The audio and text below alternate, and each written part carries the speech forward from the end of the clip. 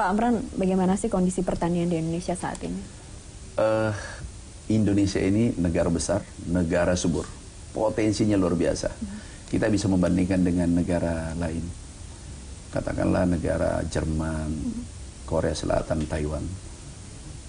Mereka mataharinya hanya bersinar 6 bulan, karena selebihnya musim semi, dan seterusnya musim salju, dan seterusnya. Indonesia 12 bulan bersinar tiap tahun. Dan iklimnya berbeda-beda. Mulai dari Aceh, Jawa, kemudian Timur. Aceh musim kering, di sini musim hujan, Timur mungkin musim hujan, atau sebaliknya, bergantian. Itulah kekayaan kita luar biasa. Sekarang, untuk mengangkat pertanian Indonesia, yang pertama adalah kita harus full mekanisasi. Kita tidak bisa bersaing negara lain tanpa teknologi. Tujuannya apa? Kalau kita menggunakan teknologi, kita bisa menekan biaya produksi sampai 40%. Kita bisa meningkatkan planting index sampai yang dulunya 1 kali bisa 3 kali. Bisa 2 kali sampai 3 kali. Kemudian kita bisa meningkatkan produktivitas karena tepat waktu, karena kita gunakan teknologi. Yang pada gilirannya nanti adalah petani sejahtera. Penggunaan mimpi besar kami adalah seluruh air hujan yang jatuh di bumi Indonesia ini ditangkap, dijadikan karbohidrat, protein, vitamin, dan seterusnya. Jangan dibiarkan air hujan lewat sampai ke laut sia-sia. Kita lihat di Kalimantan, Sumatera, Sulawesi, dan Papua, ini banyak yang kami temukan. Ada lahan yang kering sampai 20.000 hektar, tetapi ada sungai besar di sampingnya, airnya jernih, langsung ke laut, tidak dimanfaatkan. Padahal harusnya lahan ini tidak boleh kering, karena ada air di sampingnya. Sehingga pada saat itu kami ambil keputusan di lapangan, ini salah satu contoh. Kami langsung kirim pompa alat mesin pertanian 300. Hari ini sudah produksi 2-3 kali per tahun, yang dulunya hanya 1 kali. Itu salah satu contoh. Nah, kita juga bisa optimalkan rainfed land, tanah hujan. Khusus untuk padi, tanah hujan kita 50%. Sehingga planting index kita, indeks pertanaman kita hanya 1,7, 1,8. Harusnya kan 3 kali, karena air hujan cukup. Hanya saja di lahan kering ini nggak bisa ditanami 3 kali karena tidak ada air. Sehingga program atas arahan Bapak Presiden, kami dengan Menteri Desa membangun embung-embung, long storage, kemudian sumur dangkal, sumur dalam. Intinya kita harus membangun rainwater harvesting technology, rainwater harvesting system, sehingga setiap saat mau tanam padi, upland, di upland atau lowland, itu bisa kita tanami. Jadi bagaimana menangkap air hujan yang jatuh di bumi Indonesia, jangan biarkan masuk ke laut. Terkait lahan pertanian yang ada, lahan peternakan, perkebunan, kabarnya sekarang mengalami pengurangan. Seperti apa sebenarnya di lapangan, Pak Amran? Memang tidak bisa dipungkiri ada yang pengurangan lahan. Nah, strategi kita melakukan intensifikasi. Lahan kita masih luas. Lahan pertanian ini ada 46 juta hektar seluruh Indonesia. Banyak lahan kering, masih banyak lahan tidur. Produksi hanya 1 kali. Kalau ini dikali 3 berarti 3 kali produksi. Tapi lagi-lagi harus membangun embung sebanyak-banyaknya di seluruh Indonesia. Sehingga kalau ada air, ada kehidupan.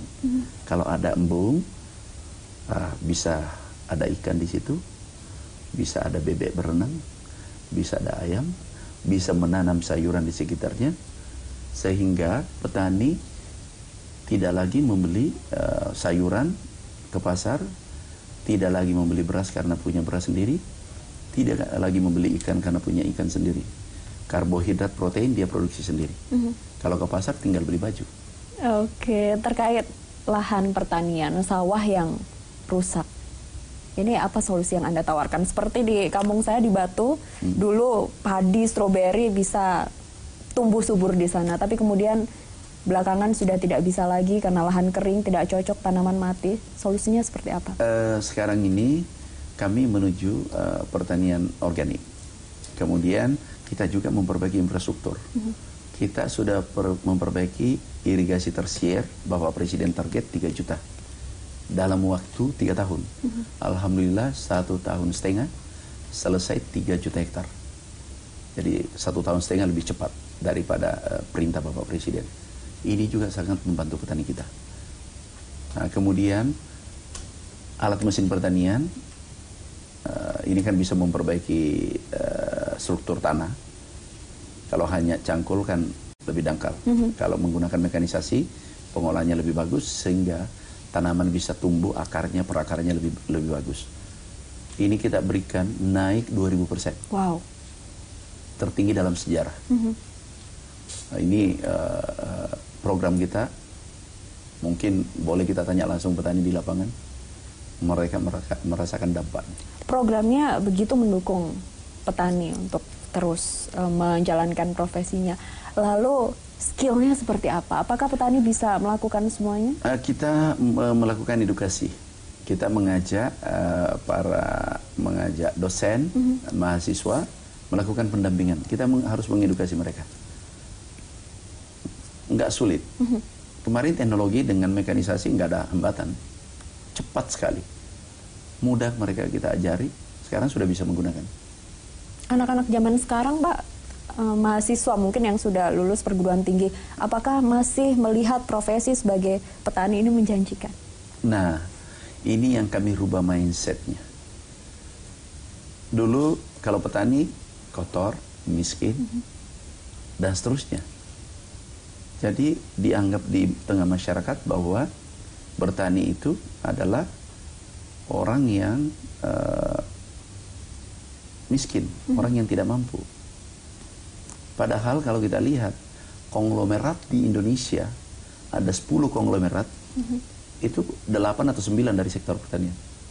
Jadi nomor 1 sampai 10 itu 8, kalau bukan 9 dari sektor jadi konglomerat karena pertanian.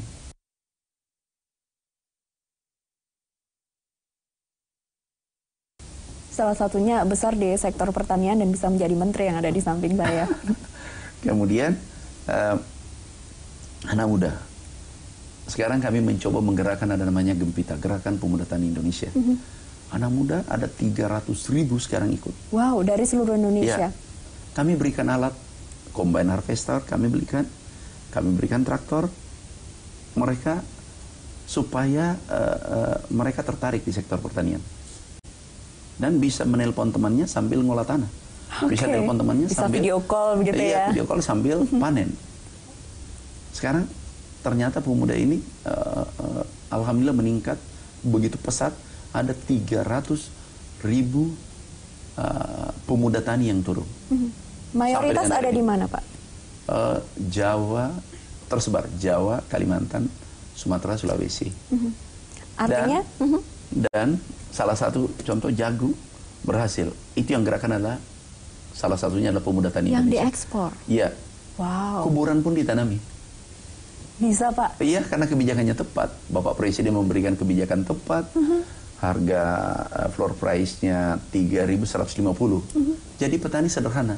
Berikan kebijakan yang menguntungkan petani. Pasti berproduksi. Contoh jagung. Jagung hanya 2 tahun. Sampai dari FAO apresiasi kita, dari PBB baru saja datang juga apresiasi kita. Bahkan negara tetangga yang Menteri Pertanian negara tetangga ada dari Uzbekistan, dari beberapa negara mengatakan apa yang dilakukan Indonesia. Begitu cepat membalikkan sejarah dari impor menjadi ekspor. Itu anak muda, gerakan anak muda dengan petani-petani kita Indonesia. Hebat. Petani berikan kesempatan untuk untung. Kalau mereka untung, mereka berproduksi. Pak Petani Angga, kita hebat-hebat. sayangnya informasi seperti ini kan tidak semua diketahui oleh publik. Iya. Yang semua orang tahu ya pertanian ya, kalau hidupnya ya seperti yang Anda katakan tadi pas-pasan. Tapi ternyata ada fakta yang luar biasa. Ini bagaimana cara Anda membakar semangat generasi muda agar mau turun lebih dari 300.000? Kami ini karena dulu lahir dari anak bertani, kami dari desa, saya katakan tidak akan berubah nasibnya suatu kaum kalau bukan mereka yang merubahnya sendiri. Dan saya selalu sampaikan ke teman-teman anak muda generasi ini, you boleh lahir miskin, tapi jangan dikubur dalam keadaan miskin. Kamu boleh, karena kamu lahir miskin, kalau kamu dikubur dalam keadaan miskin juga, berarti itu salah Anda.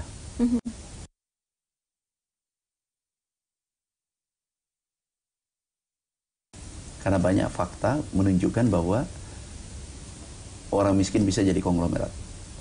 Tipsnya?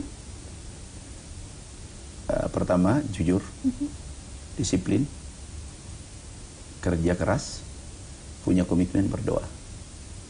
Termasuk di sektor pertanian? Semua sektor. Sektor tanpa pertanian? kerja bisa. Makanya kita kabinet kerja. Oke, kerja terus ya Pak, kerja. Kalau mau berhasil, kerja, berdoa. Baik, dan tetap diakhiri dengan doa.